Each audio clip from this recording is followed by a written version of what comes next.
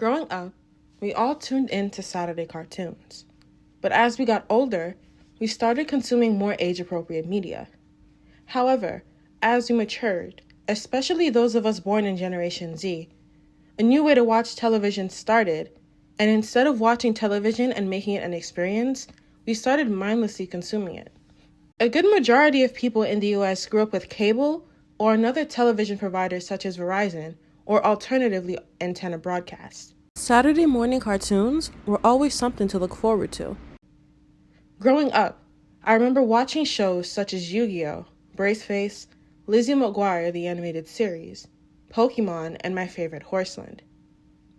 Even when it came to after-school television, networks like PBS and Cubo were my go-to, filled with shows such as Animorphs, Wishbone, Saddle Club, Barney, Arthur, and more. I mean, the list goes on. But as I grew up and the streaming era took hold, I realized a difference in the quality, quantity, luster, and general marketability of TV shows that made me question one thing. What happened to television? DVR, short for digital video recorder, was very popular, and some of the top recorded shows included some heavy hitters such as Hawaii Five-0, which is the most DVR recorded show of all time, and other shows you may have heard of, such as American Idol, a personal favorite, Psych, Bones, the beloved and critically acclaimed Grey's Anatomy, and Lost. What changed was that rush of sitting in front of a TV at 8 p.m. Eastern, 7 p.m. Central, every week, which was so unnecessary, to having shows whenever we wanted them, whether that be illegally, on demand, or because streaming services keep dropping entire seasons instead of weekly episodes. So instead of building the hype, we just binge watch and forget about it for a year or two or more. Not to mention, in the modern age, when people have to consistently work long hours and multiple jobs to get by, no one has time to watch live television anymore, simply because they are trying to get by. Therefore, streaming is a more convenient option. Compared to the 2000s, during the Bush era, where, and I quote from a former Bush admin official, he states, "In those days, we made more time to relax. Watching wasn't on the go, at odd hours or in short clips. We settled in for longer. Now my children can flip in between a dozen videos, streaming channels, and networks in a single hour, never permitting themselves to be sucked into the twists and turns of a good story.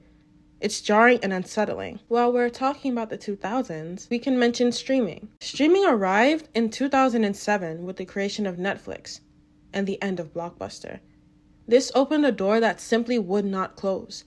Shortly after Netflix, in 2008 came Hulu, TV.com in 2009, Roku in 2009, and then a plethora of streaming services in the 2010s to the current time, such as Disney Plus, Apple TV, Paramount Plus, and so many more. These streaming services took away from live television watching because people were now watching things when they came out on streaming versus rushing weekly to watch something live. Although this did not completely eradicate the consumption of live television, there definitely was a decrease. This also hurt actors as well because with streaming, actors only get residuals if they negotiate a deal that includes those. Another thing that contributed to the fall of television is the fall of the teenage audience. Many teens are growing up too fast or still reveling in youth. For example, Gen Alpha creators. Children as young as 5, 6, 7 are on TikTok talking about Sephora, Drunk Elephant, and skincare when all they should be doing is going to school. Additionally, people born in Gen Z have also been trying to relive their youth. So when you have two groups that are growing up too fast and trying to revel in their youth, what content do you make for them? The kids who are trying to grow up too fast are watching shows that are not for them, and then the people who are trying to go back to their youth are only reminiscing on old shows. So when you try to produce new shows, such as remakes, it all fails because it's not what people want. Newer series that are being produced just aren't entertaining, and they have no longevity, or they're just meticulously canceled without having time to grow as a series. Two examples I can give of this are the Gossip Girl series and The Get Down, Both shows that were great, but they were canceled without any explanation, even though viewers wanted to see more. When it comes to creativity, in recent years, all I've seen is remakes.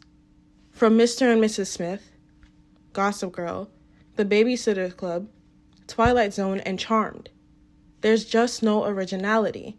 And when you don't have originality, bad things happen, especially with remakes. Because when you do remakes, people are looking for you to give what the old show gave. And that's not always possible. You can't remake something that was already perfect into something that's gonna be better. It just doesn't happen. As I mentioned before in terms of Gen Alpha, TikTok has a role to play in the decline of television. This is due to the rise of short-term content. Even before TikTok was created, apps such as Vine and Musical.ly, with popular 10, 20, and 30-second videos, made our attention spans shorter. As quoted from The Standard, it says, Dr. Gloria Mark, a professor of informatics who studies attention spans due to social media, said that the average attention span on a screen has decreased by 103 seconds between 2004 and 2023. It is also stated that 39% of Americans find themselves forgetting basic pieces of information frequently. So that leads me to question, if we're forgetting basic pieces of information, how can we continue to follow a plot of a TV show that's an hour long? With our attention spans decreasing, television is suffering, as a lot of people can no longer sit through long television shows, as I stated before. This explains the popularity of things such as TikTok and Instagram Reels. TikTok specifically also has the appeal to fame. Many people who use the app believe that they can become an influencer and become famous. There are multiple people who have been on this train and continue to hop on it. For example, Charli D'Amelio, Addison Rae, and most recently Alex Earl.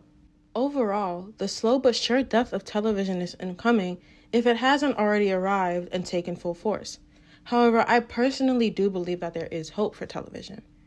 Streaming services in total are now offering bundled deals for packaged services, which many people are saying is just reverting back to cable.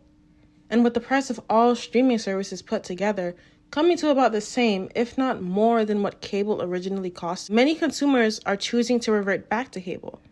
And although they will be missing out on certain streaming-only television shows, with the rise of piracy, many people continue to just watch those shows illegally and for free. Is television really over? Only time will tell.